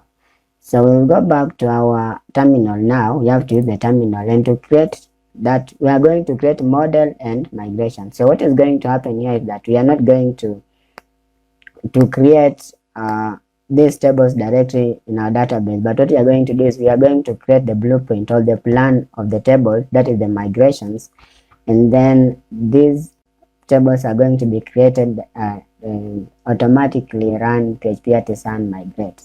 So the first table is category. So we do PHP artisan make model. So remember, model is going to be created together with migration, and then that model you are going to call it category, and then we want to create with migration. So we make sure you do -m and you hit enter, and that is going to migration as well as the model, right? So after that, we have created the categories. Now that migration has been created. So if we go to database and then migrations, we get the newest migration is here, and it's called categories. So create categories table, and the migration, the table is categories. So inside these categories, you'll have to include the fields. So the first one is let's look at it. The first one is the title, description, image, and user ID. So we'll do table and then string, and you have title, and then table,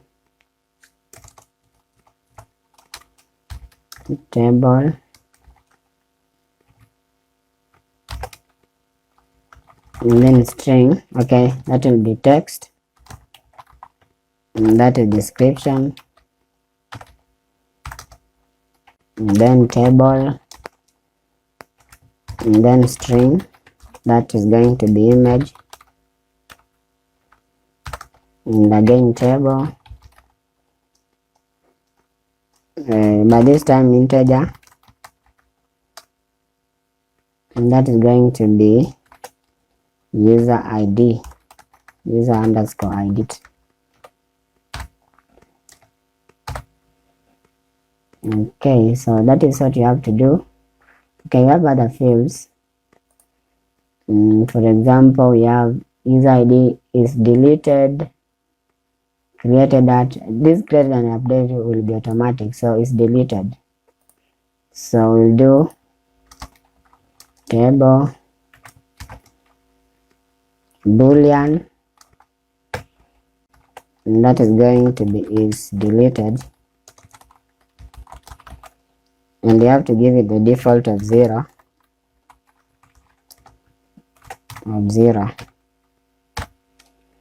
So that is it with the category table. So this is the blueprint for the category. So the migration for the categories table. So timestamp will contain created that and updated that. So after that, you move to the next table, which is forums. So to get forums table, we'll do again the same thing we did here.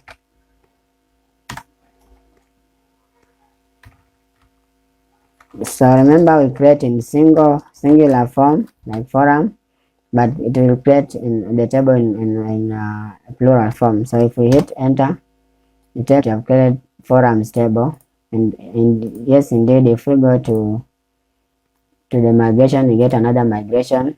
That migration is forums here, and now we have to add those. So the first is string, and that is title. And let's just copy paste down. So let's look. We have title, description, topics, posts. So we have the first one is titled, description,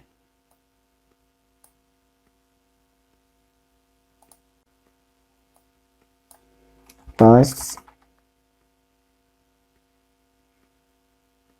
Now let's just call them topics. So this will be topic count, meaning that this is an integer, and then you can give it a default of 0.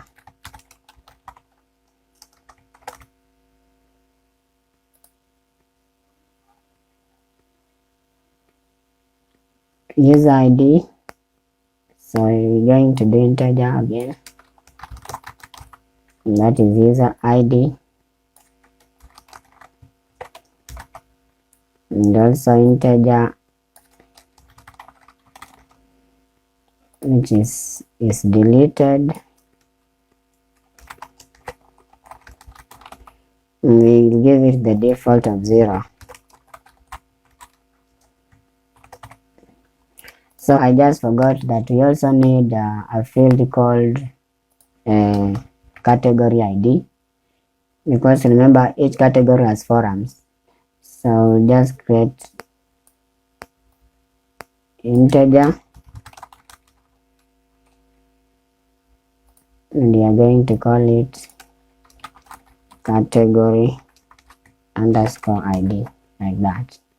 We have user ID and category ID. This category ID is for the category in which the forum belongs. So I think that is what we have for now. Let's just save it. Let's go and create another one. Topics table. right? So topics. So each forum has topics. So we'll create topics. So let's go back to the terminal, and again PHP artisan topic dash m, like that. I know.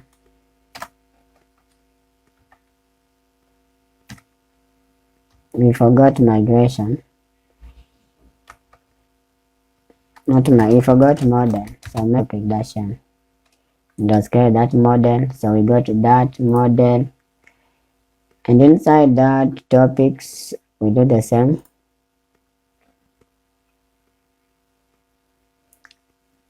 ID title,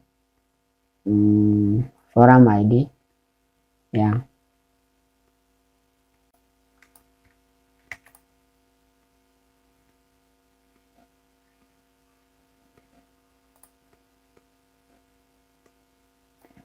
So just copy that and paste it 5 times.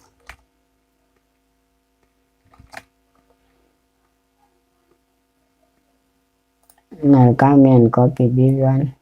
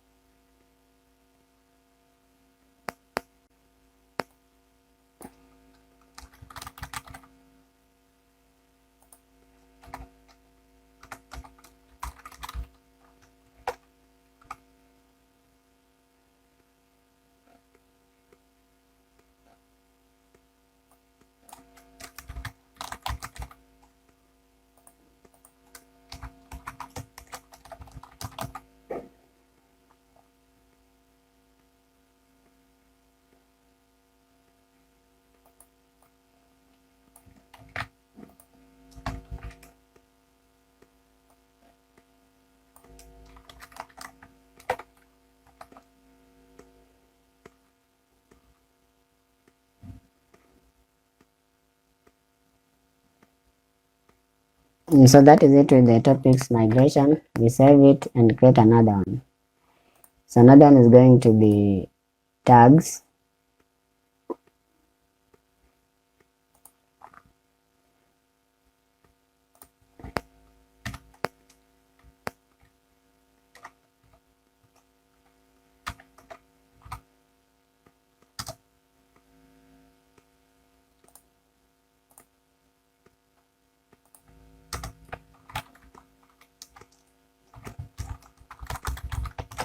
The first one is name. The second one is integer is underscore ID.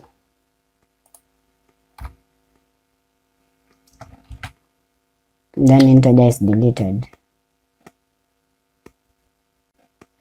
And that is it with the tag. So you just save that and go back to another table, which is posts, right? So what you are going to do, remember each topic has posts. So what you are going to do is to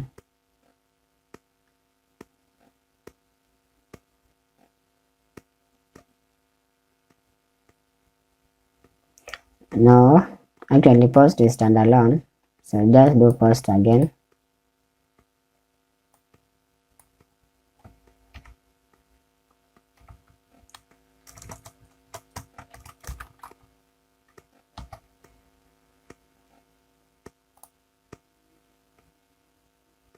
Then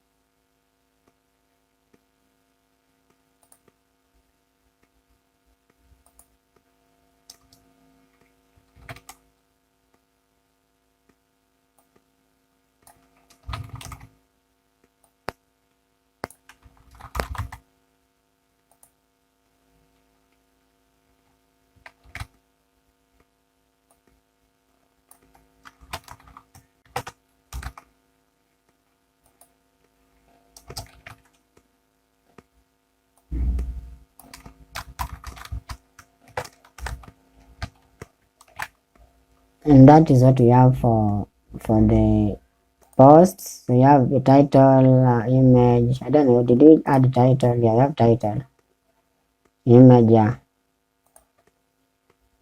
I will need slug. You have slug.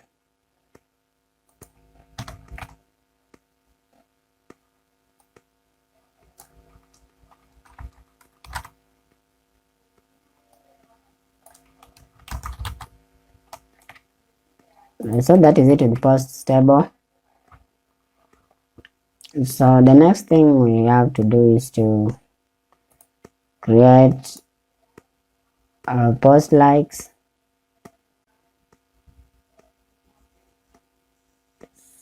Post like. So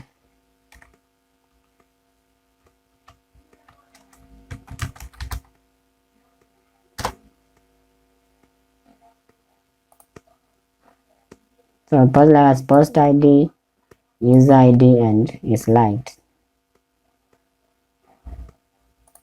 So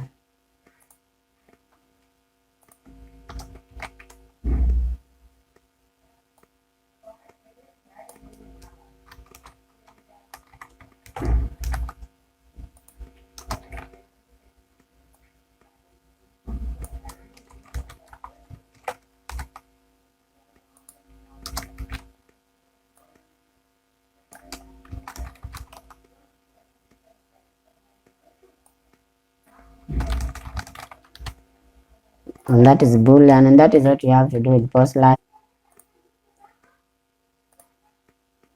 So post tags.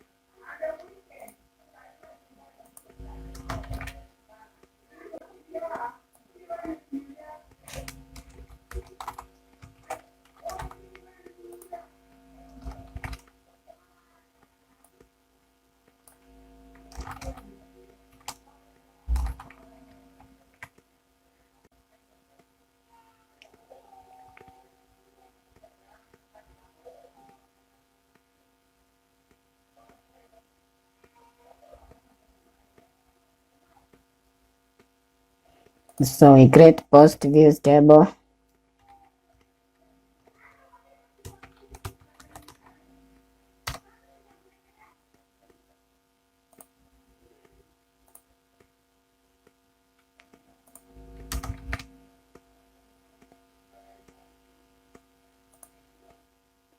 That you have post ID and views. So this is going to be post ID, and then views. And this the default is going to be 0.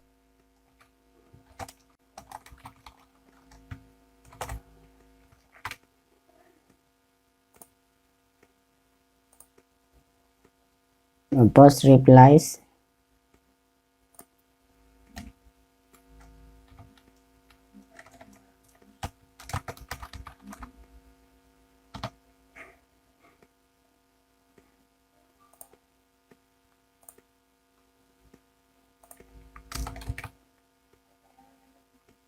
That is going to have post ID is ID reply.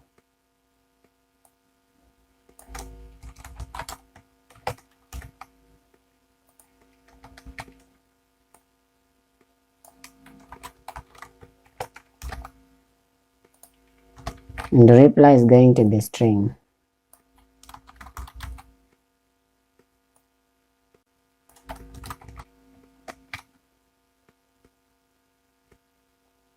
And then after that, we create post short descriptions.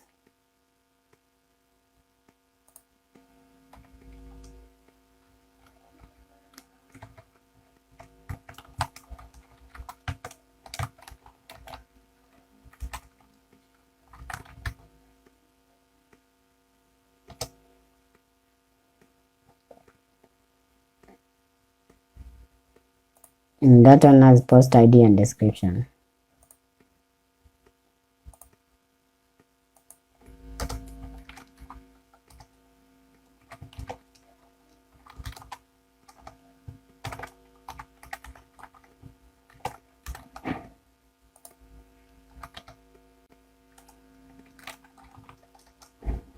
And description is going to be text.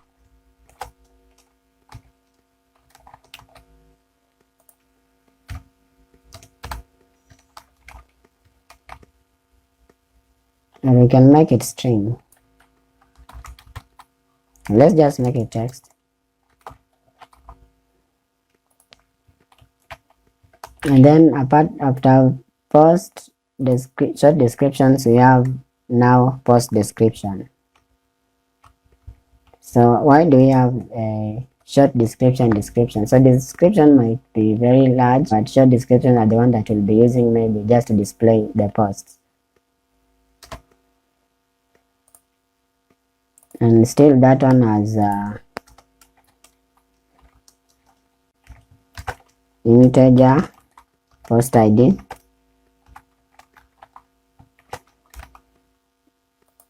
and then text,